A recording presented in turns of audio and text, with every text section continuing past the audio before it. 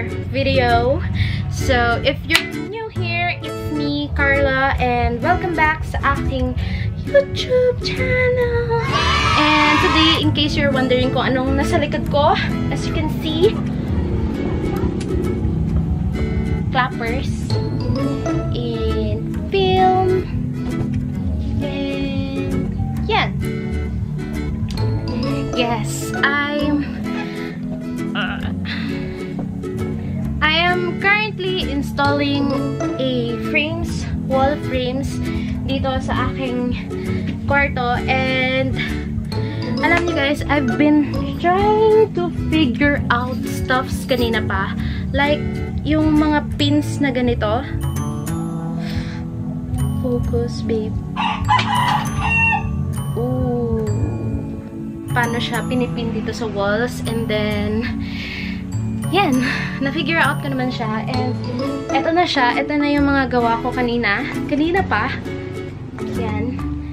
Anyways guys, ipapakita ko sa inyo kung anong wall frame yung na-choose ko. It's a retro movie film na theme ng wall frame. Hindi ko na napakita yung unboxing kasi sobrang excited ako kanina.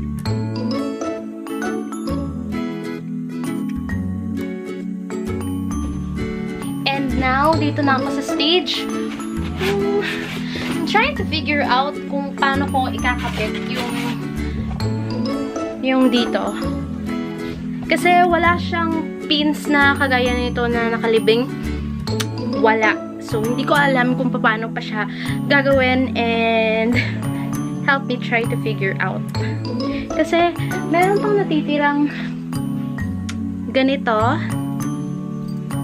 and pins na ganito. So,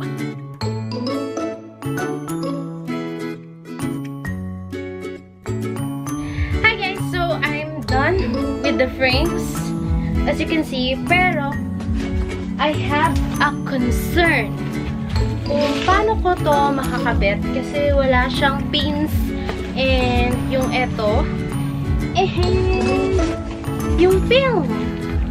I've been wondering kung ano yung gagamitin ko dito. Feeling ko talaga, ito talaga yung ginagamit na pandikit dito. I'm not sure, pero malakas talaga yung instinct ko na yan, eto. Yung sticker na to. Let's try kung pasok siya. Wala namang mawawala pag hindi, diba? Harap. Same lang din yung texture niya.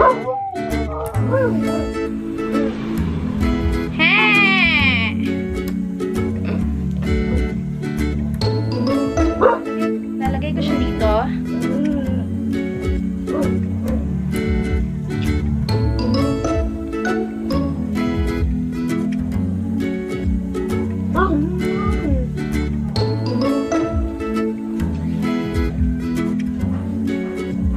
Feeling ko apat yung ilalagay ko. Oh.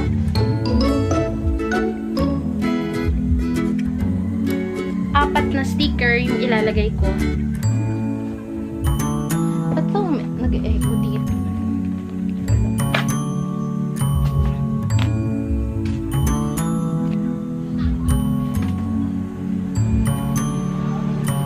Perfect.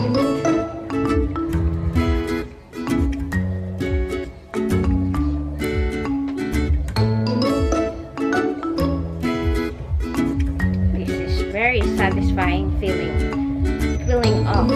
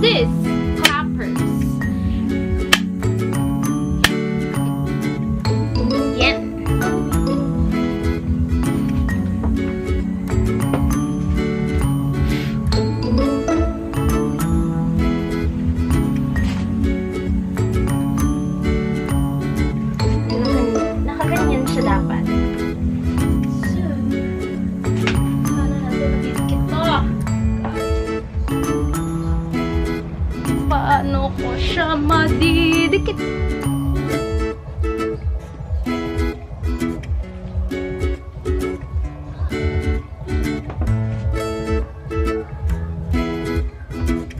Lalagayin ko lang ng sticker is yung portion na to, eto, at yung baba.